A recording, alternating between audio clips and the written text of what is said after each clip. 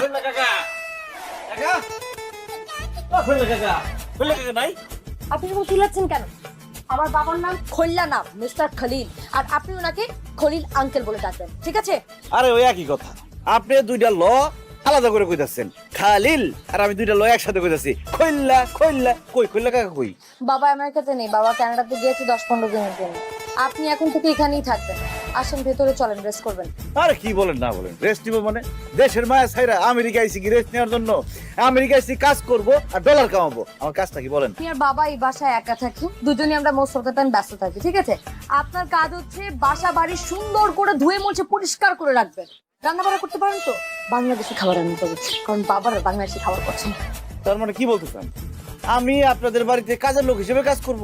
Of course.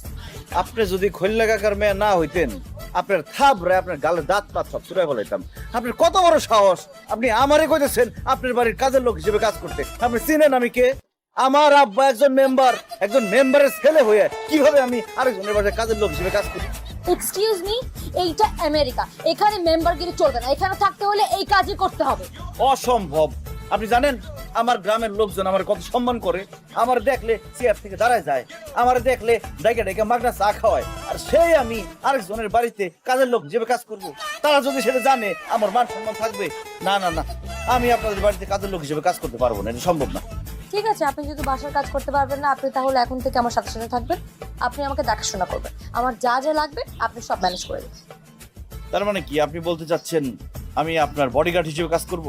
Bodyguard না, ঠিক ধরেন কেয়ারটেকার, আমার অ্যাসিস্ট্যান্ট, মানে আপনি সবসময় আমার সাথে সাথে থাকবেন।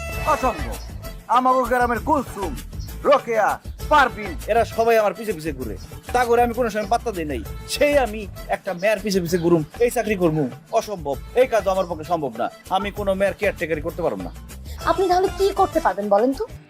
যেটা আমার লেভেলের সাথে যায়, মনে করেন যে একটা এসি অফিস অথবা একটা বড় রেস্টুরেন্টের ম্যানেজার, পয়সা পয়সা কাজ করব আর ডলার কামাবো। হচ্ছে আপনার লেভেলের সাথে যায়।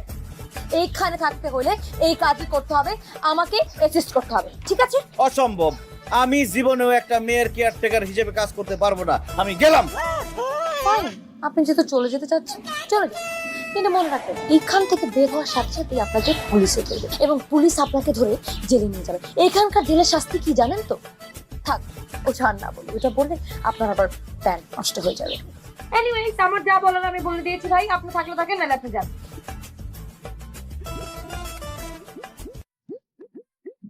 কোন বিপদে বললাম, আমি চলে যেতে চাই না।